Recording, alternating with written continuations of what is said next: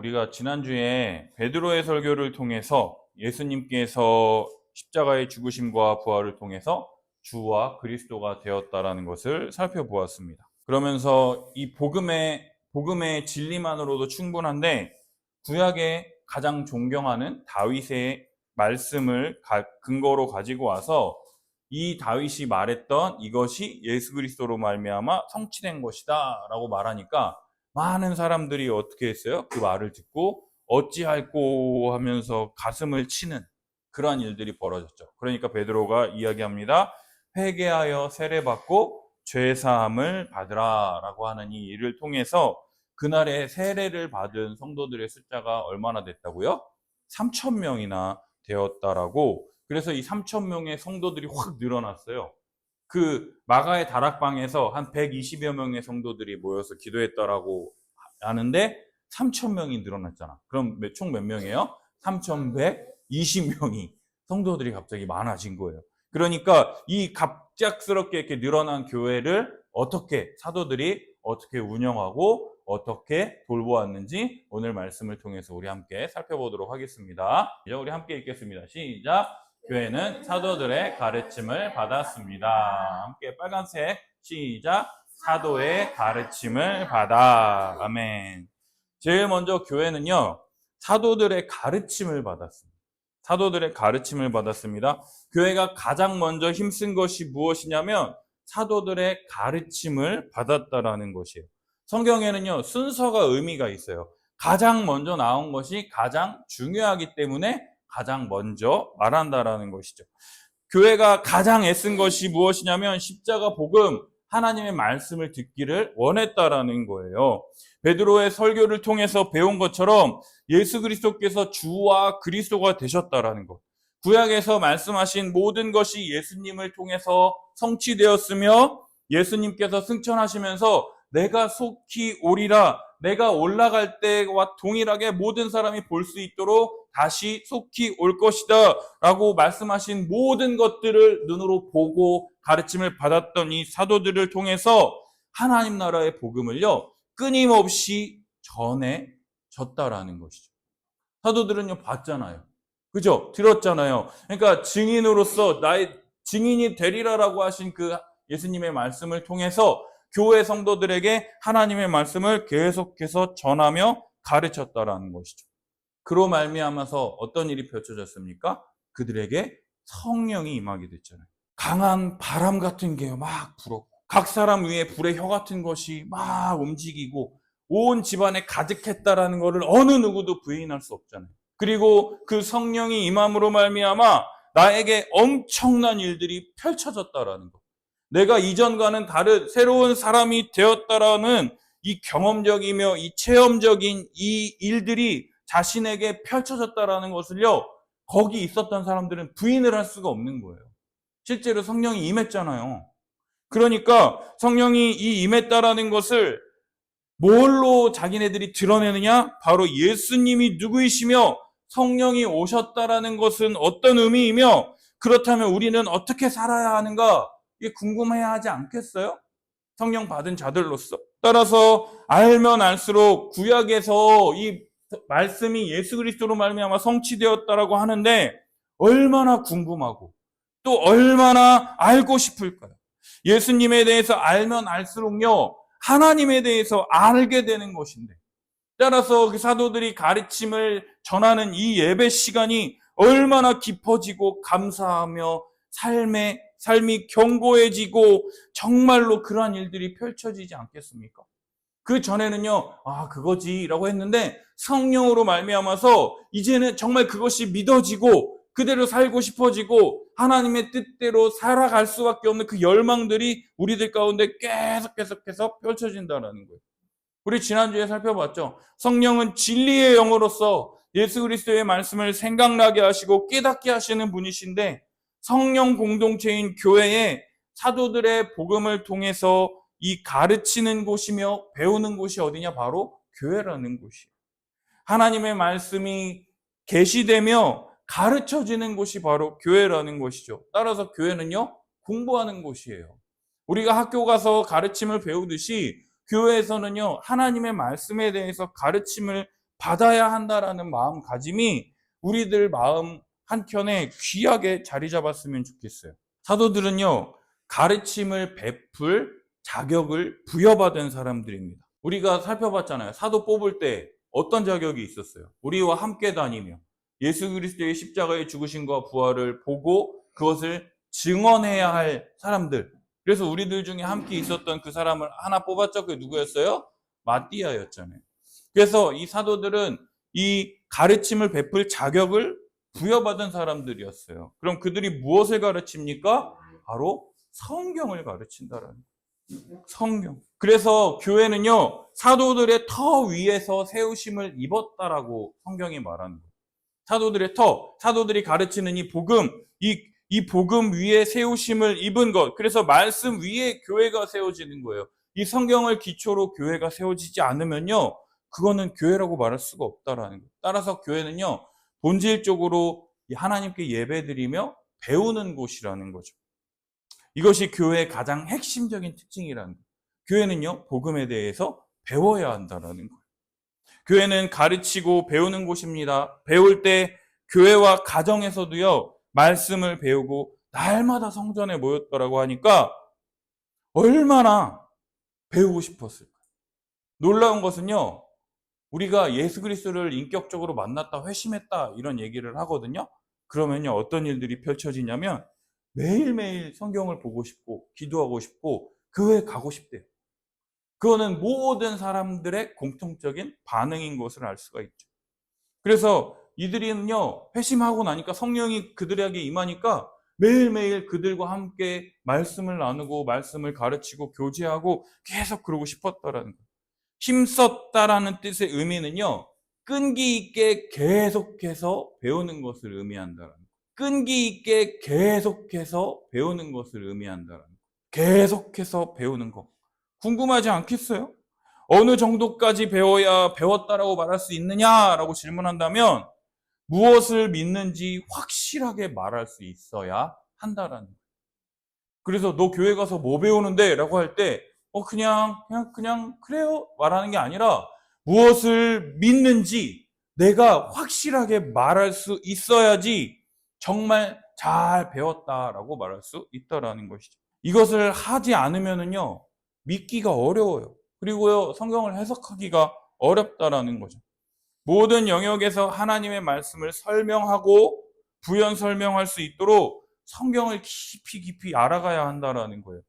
그래서 한평생 동안 우리가 주님 앞에 가기 전까지 성경을 봐야 되잖아요. 그죠? 그러니까 조금씩 일주일에 한 장이라도 아니면 한 절이라도 정말 한평생 동안 이 성경 말씀을 통해서 하나님에 대해서 알아가는 거예요. 성경 66권을 통해서 하나님의 말씀 앞에서 나를 돌아보며 이 말씀대로 살아가라고 하는 이 하나님의 말씀대로 살아가야 한다라는 거예요.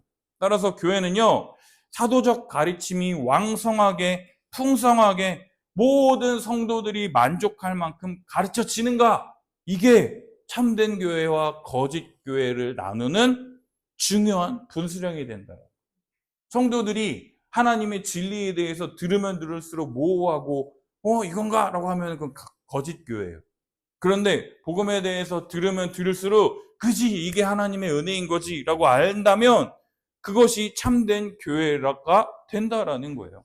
따라서 다시 한번 강조하면 교회는요, 가르침을 받는 곳이라는 거예요. 근데 이게 안 되기 때문에 교회가 다 무너지는 거예요. 진리가 잘 선포되지도 않고 진리가 선포되어져도 진리를 진리로서 받아들이지 않기 때문에 교회가 다 무너지게 된다라는 거예요. 교회는요, 왜 가르침을 받아야 되느냐? 단순한 지식이 아니라 이것이 생명이기 때문에 그렇다. 하나님의 말씀이 우리들에게 주어질 때 생명이 우리들에게 주어지기 때문에 우리가 잘 말씀을 받아야 된다라는 거예요.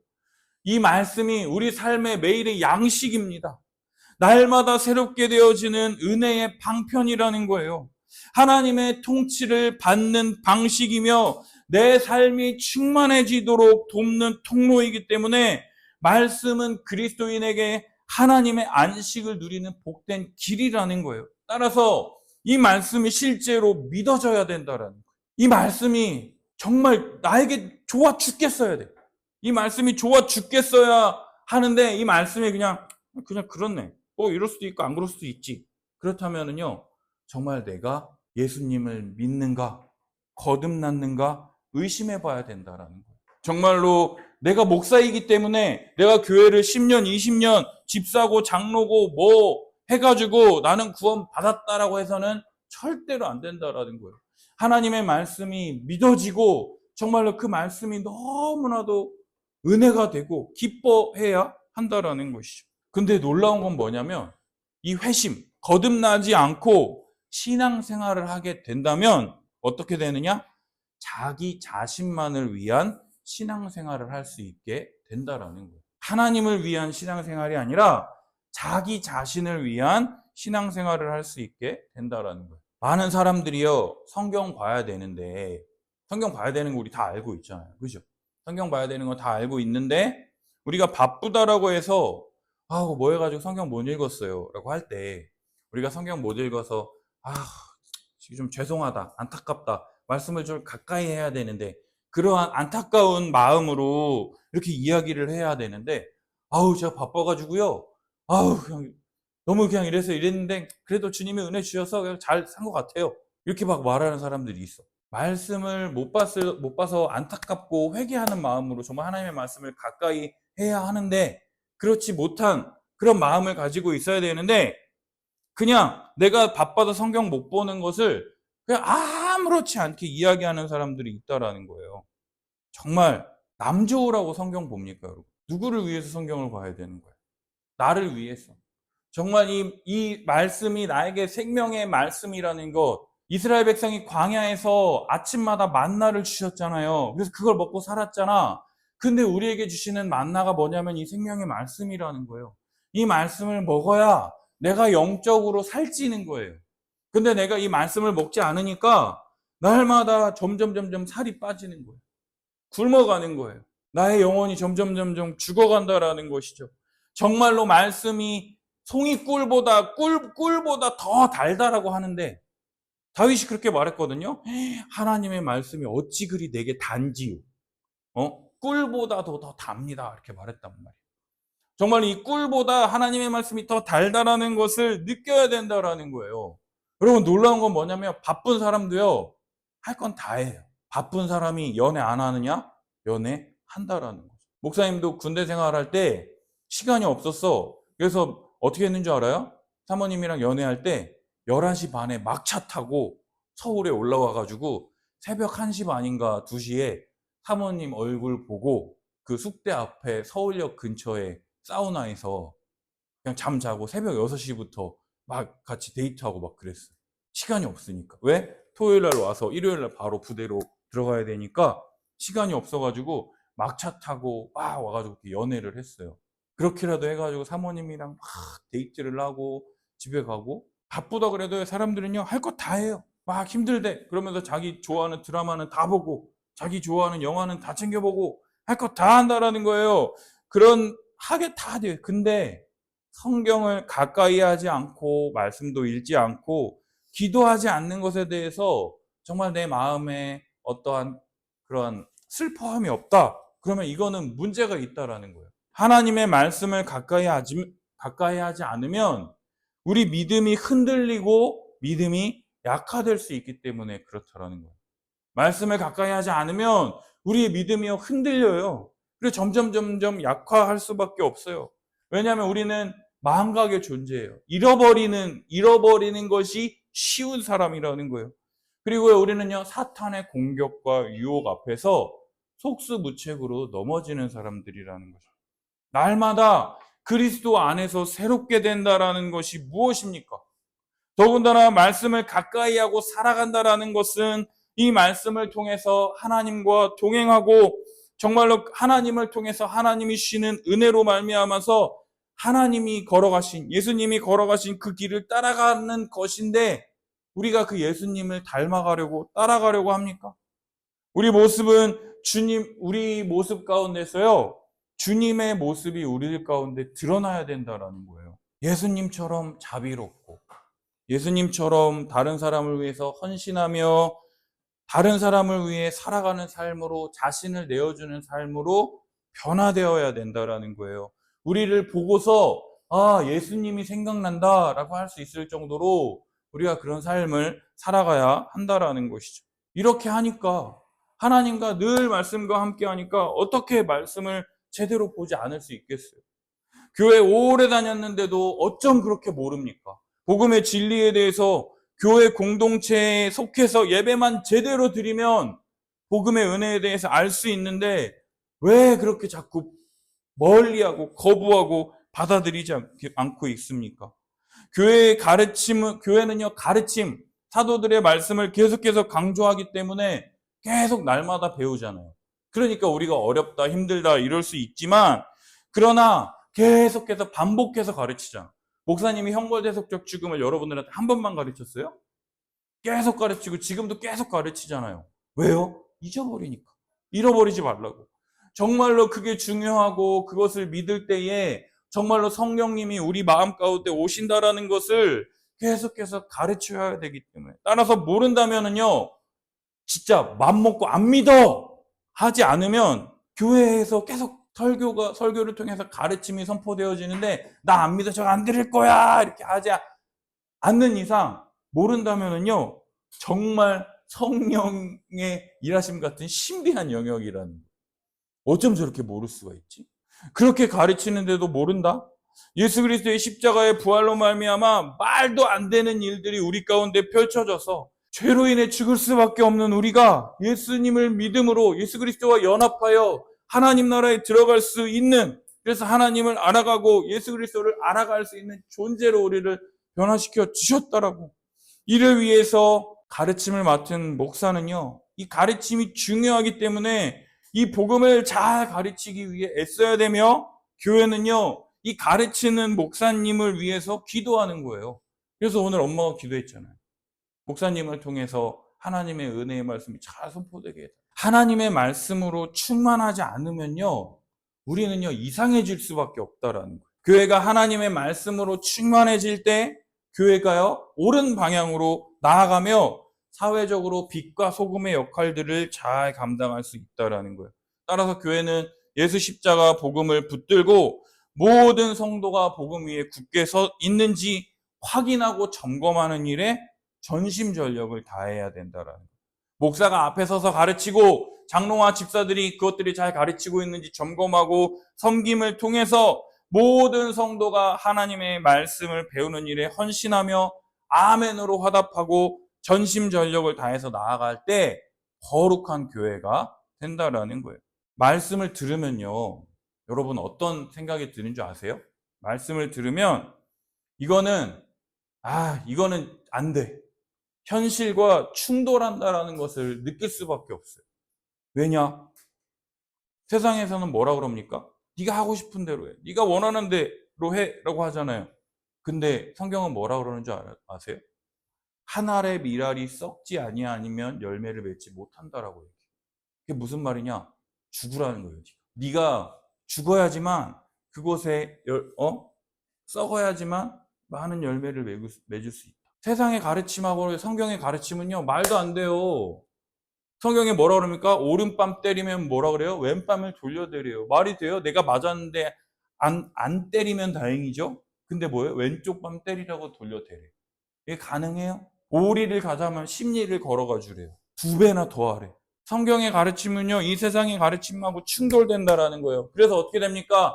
복음으로 말미암아, 성령으로 말미암아 내가 뒤바뀌지 않으면 절대로 할 수 없는 일이 바로 성경의 말씀대로 살아가는 거라는 거예요. 우리는요, 너무나도 부족해요. 약한 사람입니다. 말씀을 듣다 보면은요, 내가 이게 안 되는구나. 이걸 깨닫고, 내가 모든 것을 포기하고, 끊고, 정말로 예수 십자가 복음만을 붙들어야 된다라는 것을 알 때가 온다라는 거예요. 정말 세상에 많은 소리가 있습니다. 이렇게 해야 된다, 저렇게 해야 된다, 뭐 해야 된다, 뭐 해야 된다, 뭐 해야 된다. 목사님한테도 여러 가지 이야기가 있어요. 그런데 그때 뭐 해야 됩니까? 다 끊고 예수 십자가 복음만을 붙들어야 된다라는 거예요. 하나님의 말씀이 어떤 것인지를 알게 된다면요, 사람은 변하게 되어 있어요. 말씀만이 사람을 변화시킨다라는 거예요. 하나님의 말씀은 우리를 가르치면서 책망합니다. 우리를 꾸짖습니다. 우리의 약한 부분, 부끄러운 부분을 드러내서 견딜 수 없도록 만드는 것이 바로 하나님의 말씀입니다. 네가 그러고도 예수 믿는 목사냐? 네가 진짜 그러고도 다른 사람들 앞에서 그렇게 얘기할 수 있겠어? 라고 하면서 목사님을 찔러요. 말씀이 능력이에요, 그게. 말씀이 나를요, 너 정말 그러고도 너 정말 예수 믿는다라고 할 수 있어? 너 진짜 네가 그렇게 살아가지 않으면서 네가 그렇게 말할 수 있어? 라고 하면서 이게 하나님의 말씀인데, 이게 하나님의 뜻인데, 너 그렇게 살지 않으면서 어떻게 하겠다는 거야? 라고 하면서 목사님을 자꾸 찔러요. 이것이 예수님의 뜻이다라고 하면서 우리에게 말씀하신다라는 거예요. 따라서 교회는요, 하나님의 말씀을 받고요. 믿어지든 믿어지지 않든 이게 하나님의 말씀이라면 진짜 아멘하고 순종해야 된다라는 거예요. 아멘하고 내가 받겠습니다. 내가 믿습니다. 라고 하면서 순종해야 된다라는 거예요. 그게 옳다면 습관적으로 간습하며 생각하던 것. 나는 이렇게 생각했는데 말씀이 이렇게 하래. 그러면 말씀에 순종하지 않는 나의 이 본성을 뿌리채 뽑아야 된다라는 거예요. 그리고 말씀으로 돌이켜야 된다는 거예요. 돌아서야 된다라는 거예요. 사단에게 불의의 무기로 사용되지 않도록 정말로 말씀에 순종하며 사는 것이 교회여야 하고, 그럴 때 교회의 머리가 주님이시라고 고백하며 이 세상에 존재하는 그리스도의 충만을 교회가 누리게 될 것이다라는 거죠. 따라서 모든 성도들이요, 하나님의 아들을 아는 것과 믿는 일에 하나가 되어야 된다라는 거예요. 계속해서 자라가야 된다라는 거예요. 우리 중에 한 사람도 자라가지 못하는 일이 벌어지지 않도록 계속해서 애쓰며 나아가야 된다라는 거예요. 근데요, 잘 따라가지 않는 사람들이 있을까요? 없을까요? 있어요. 그래도 못 따라가겠다고 하는 사람들이 있습니다. 그럴 때 교회는 어떻게 해야 될까요? 겸손하고 온유하게 오래 참음으로 계속해서 그들에게 복음을 또 가르치며 차근차근 계속해서 나아가야 한다라는 거예요. 목사님도 예전에는요, 안 받아들이잖아요. 그럼 너 나가, 막 이렇게 했어요. 말씀 잘 듣는 애들만 계속 데리고 가고 싶었거든요. 근데 목사님이 이제 진짜 목사가 됐나 봐요. 말씀을 잘 듣지 않는 사람들에게 그래도 참고 온유하고 겸손하게 계속해서 복음을 가르치는 게 나에게 하나님이 하라는 거구나. 왜? 나를 보니까 그래요. 하나님의 말씀을 맨 처음부터 내가 잘 받아들였을까요? 아니요. 내가 하고 싶은 것만 했었어. 그런데 이제는요, 할 수 있도록 내게 은혜를 베풀어 주시는 하나님을 경험하고 나니까 순종할 수밖에 없다라는 거예요. 자, 우리 두 번째로 함께 읽겠습니다. 시작. 서로 친밀하게 교제했습니다. 함께 읽을게요. 시작. 서로 교제하고. 교회는 서로 친밀하게 교제했다라는 거예요. 사도들을 통해서 전해진 이 복음을 듣고 끝나는 것이 아니라 성도들은요, 각자의 집에서도 각자의 집에 사람들을 초대해서 계속해서 말씀을 나누며 교제를 나누었다라는 거예요. 말씀, 복음을 듣고 교회가 되었는데 계속해서 나는 이렇게 생각하는데 너는 어때?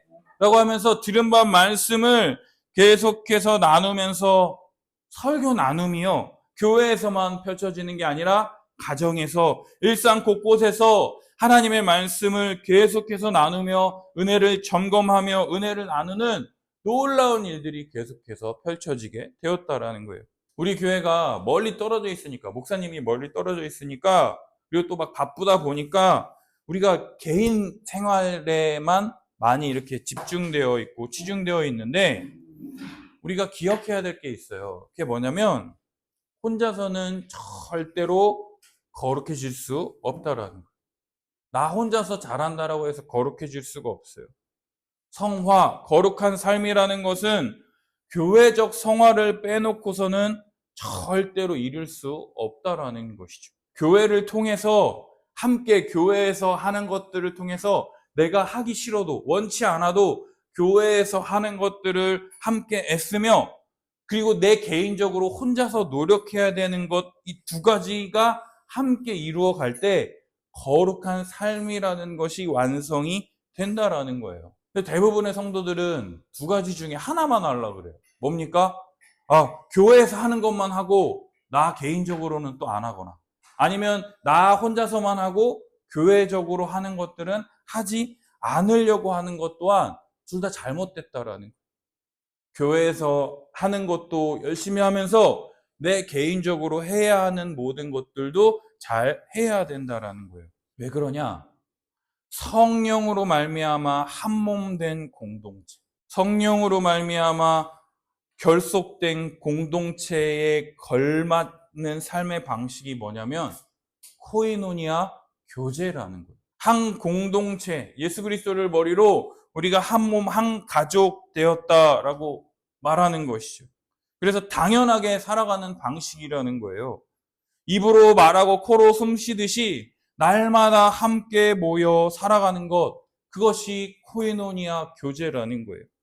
그리스도 안에서 새롭게 탄생된 존재로서 그 존재에 합당한 삶, 교제가 이런 것이다 말할 수 있도록 날마다 그들과 함께 모여 생활을 했다라는 거예요. 그래서 교회가 가까이 있어야 좋다라고 말하는 이유들이 그런 거라는 거예요.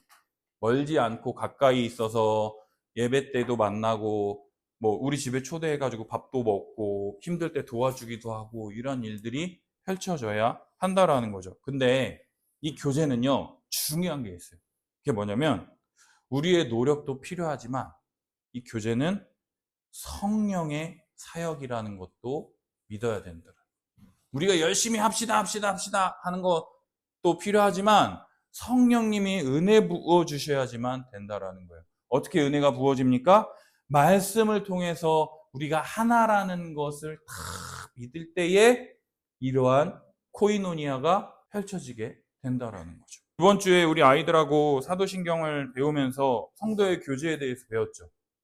공적인 영역이 있고 사적인 영역이 있다라고 그랬잖아요. 그죠? 공적인 영역이 뭐라고 그랬죠? 교회에서 드리는 예배, 식사와 교제, 이런 모든 것들, 설교 나눔과 식사하는 것, 이것까지도 공적인 예배라고 그랬잖아요. 그죠? 공적인 영역. 그리고 사적인 영역은 뭐라고 그랬습니까? 개인들의 삶 가운데서 만나서 나누는 모든 것에 있어서 뭐가 중심이 되어야 된다고 배웠죠?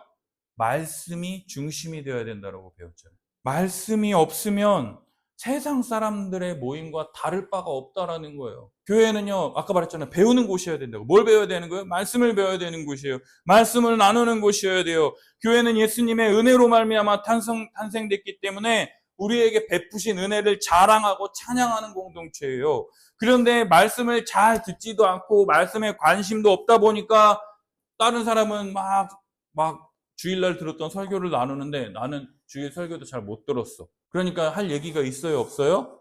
없어요. 그러니까 뭐 하는 거예요? 그냥 세상적인 이야기들. TV 봤는데 어쨌다더라, 저쨌다더라. 그러면서 다른 이야기들로 그 시간을 때우다 보니까 자연스레 말씀으로부터 관심이 멀어지고 말씀 나누기가 싫어지게 된다라는 거죠. 사랑하는 여러분, 우리 교회는요, 하나님의 은혜를 나누며 하나님이 우리에게 베푸신 은혜를 찬양했으면 좋겠어요. 말씀이 전해지지 않으면 교회의 존재 이유가 사라지기 때문이라는 거예요. 그냥 그 모임이 있기 때문에 하는 게 아니라 진심으로 말씀으로 인해서 내가 느낀 바, 내가 깨달은 바를 하나라도 나누고 경험하고 성령께서 정말로 이 말씀을 통해서 우리를 진정으로 하나 되게 하셨다라는 것을 믿고 나아가는 우리 교회가 될 수 있게 해달라고 우리가 계속해서 기도했으면 좋겠어요. 진짜 말씀으로 인해서 하나 되어지고 말씀으로 인해서 충만한 우리 교회가 되었으면 좋겠어요. 세 번째 함께 읽겠습니다. 시작. 교회는 떡을 떼며 주님의 은혜를 기념했습니다. 한번 읽어볼게요. 시작. 떡을 떼며. 떡을 뗀다라는 것은 뭘 의미하냐면 성찬식을 의미하는 거예요. 성찬을 교회에서 왜 하느냐라고 했을 때 예수님께서 나를 기념하라 라고 말씀하셨기 때문이에요. 왜요? 예수님 자신을 유월절 어린 양이라고 말씀하시고 이 어린 양을 먹음으로 구원이 주어지게 되어지는 그 은혜를 우리들에게 말씀해주고 계시기 때문이에요.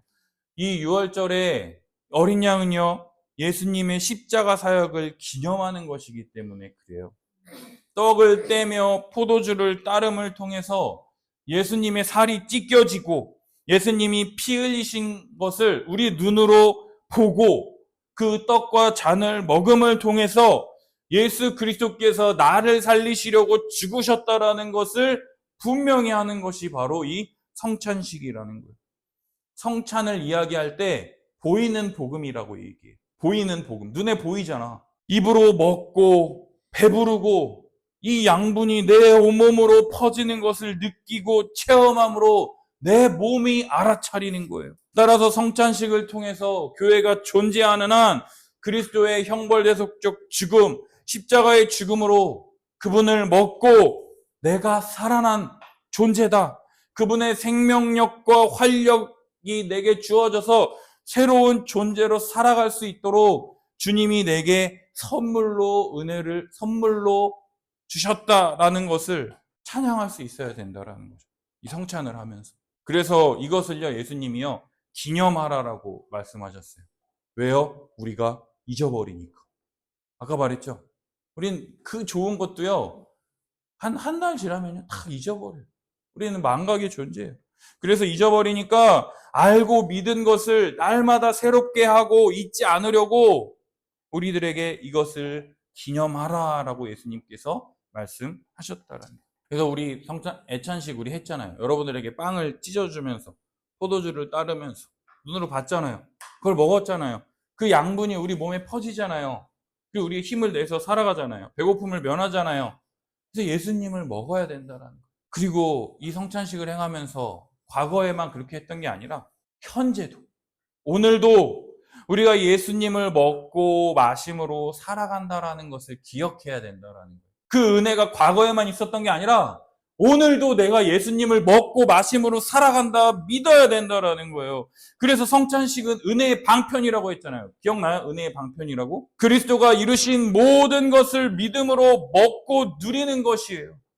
은혜가 없어서 내 삶이 이런 건데, 은혜를 주어진 것을 거부하고 내가 하겠다라고 막 애써도 내 삶이 이 모양 이 꼴인데, 성찬식에 참여함으로 느끼든 느끼지 않든 그 성찬에 참여하는 모든 사람들에게 십자가 복음의 은혜가 임하고, 그 베풀어지는 떡을 먹고 잔을 마심을 통해서 배고픔을 면하고 죽음으로부터 벗어나듯이 이러한 은혜가 성찬에 참여하는 모든 사람들에게 임하는 것이며, 믿음으로 이 교회에 참여하여 교회에 주신 복과 은혜를 누리게 된다라는, 그래서 성찬에 참여하는 것만으로도 엄청난 복과 은혜가 주어지게 된다라고 가르치는 거예요.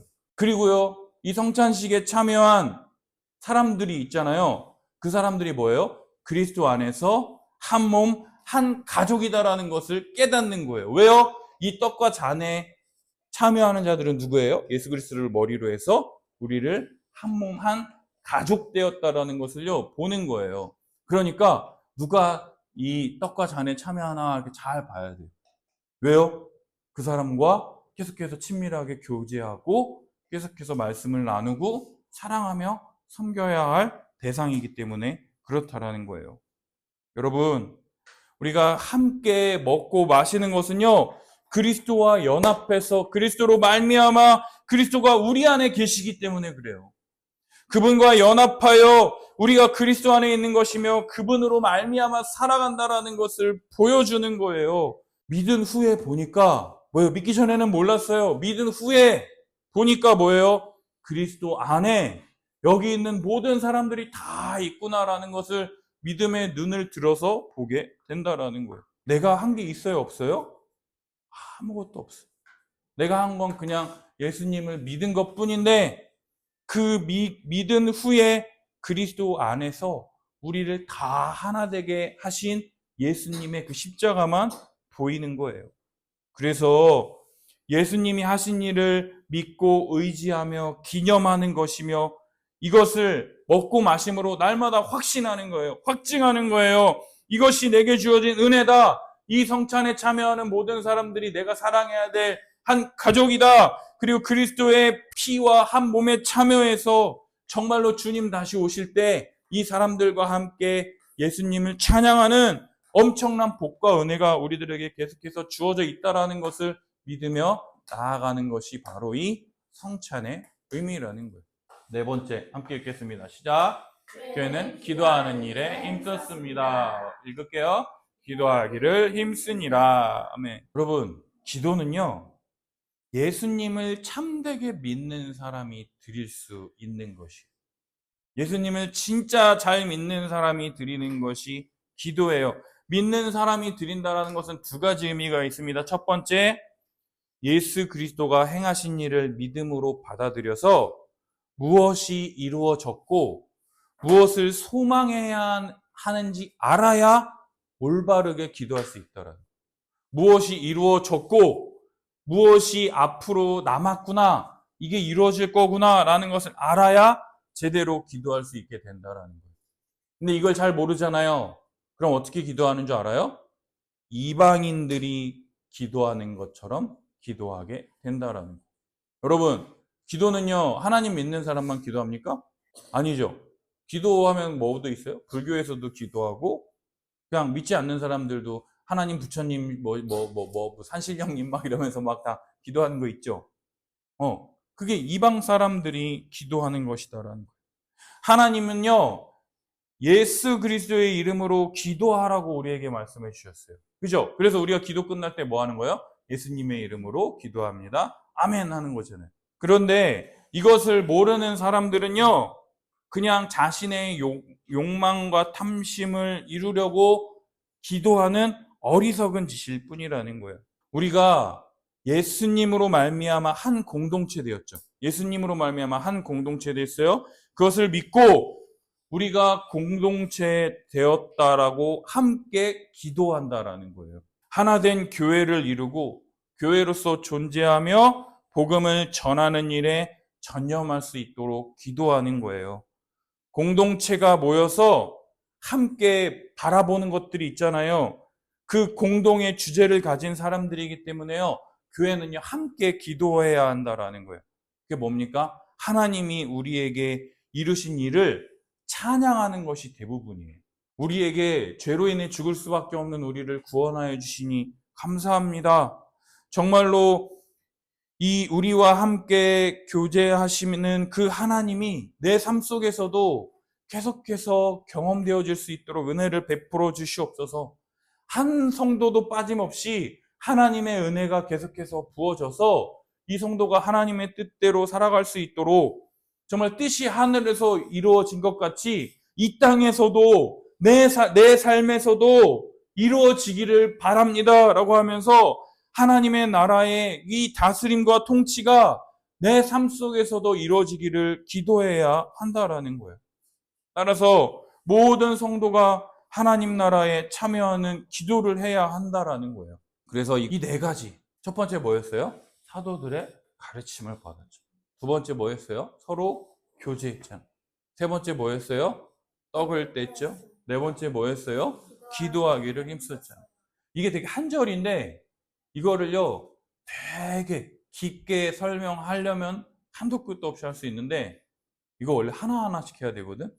근데 목사님이 한 절이지만 이렇게 하나하나씩 다 깼어요. 여러분, 이것은요, 이 네 가지는요, 가장 중심이 되는 게 뭐예요? 사도들의 가르침. 이 사도들의 가르침을 통해서 하나 되어서 행하는 코이노니아 교제. 그리고 그들이 모여서 뭐 하는 거예요? 예수님의 찢기신 살과 피를 눈으로 보는 이 성찬식을 통해서 끊임없이 눈으로 확인하고 믿음으로 확인하는 형벌대속적 죽음과 이 그리스도의 십자가로 우리를 하나 되게 하셨다라는 것. 그리고 우리가 그 은혜로 말미암아 하나님 나라에 들어가게 되었다. 그리고 우리가 한 공동체 되게 해주심을 감사합니다 하면서 뭐 해야 되는 거예요? 기도한다라는 거예요. 이것을 고백할 수밖에 없다라는 거예요. 이것을요, 초대교회는요, 이렇게 목사님이 설교한 것처럼 막 가르쳤을, 이거를 목사님이 이렇게 막 설명했던 것을 이해해서 한 게 아니라 초대교회는 자연적으로 이런 일을 했다라는 거예요. 말씀을 듣고 정말 계속해서 은혜를 나누고 성찬식을 행하면서 서로를 위해서 기도하는 이 모습이 초대교회에 이렇게 시작이 됐어요. 그러면 지금 우리 교회도 어떻게 해야 되는 거예요? 이 일들이 계속해서 펼쳐져야 된다라는 거죠. 복음을 계속해서 듣고 교제하고 성찬을 하고 기도하는 이 일들이 계속해서 주어지게 될 때 초대교회에 주어졌던 그 은혜가 우리들에게도 동일하게 이루어지게 될 것이다라는 거예요. 그래서 우리 교회가 지금 어느 부분에 있어서 무너져 있는지 확인할 필요가 있고, 또 어디까지 소망할 수 있는지를 우리가 바라봐야 된다라는 거예요. 끊임없이 점검하고 확인하고 돌아보고 정말로 세상을 비추는 빛으로서 우리가 하고 있는지, 또 실망하지 않고, 우리의 모습이 이만큼밖에 안 돼. 그럼 실망한다고 뭐 달라져요? 아니요. 거기서부터 시작하는 거예요. 하나님 은혜 주시옵소서. 내가 이 말씀을 통해서 계속해서 넘어지더라도 일어서서 계속해서 하나님을 향해 나아갈 수 있는 그러한 은혜를 주시옵소서라고 하는 그 힘의 원천이 뭐냐? 바로 기도라는 거예요. 우리가 할 수 없으니까 기도하는 거예요. 내 노력으로 하는 게 아니라 뭘로 하는 거예요? 하나님 도와주세요. 그래서 기도한다라는 거예요. 그래서 이 네 가지가 잘 펼쳐질 때 하나님 나라를 눈으로 볼 수 있는 교회를 경험하게 된다라는 거예요. 그래서 목사님은 이걸 꿈꿔요. 함께하는 교회는요, 말씀을 배우는 것을 기뻐하는 교회가 됐으면 좋겠어요. 그래서 우리 만나서 교제하는 거, 뭐 특별한 거 하지 않아도, 그냥 뭘 아무것도 하지 않아도 그냥 우리와 함께 있는 게 너무 좋고, 그리고 나중에 여러분들이 정말 참된 믿음을 가져서 성찬을 행할 때 목사님은 진짜 막 눈물을 흘릴 것 같아요. 너희들과 다 함께 성찬을 하게 된다라고 하는. 그리고 또 서로를 위해서 기도할 때 정말로 하나님의 나라가, 성령이 우리 가운데 임해서 풍성한 은혜를 누리는 교회를 교회답게 하기 위해서 노력하는 그러한 일에 힘쓰는 우리 교회가 되었으면 좋겠습니다. 기도하겠습니다.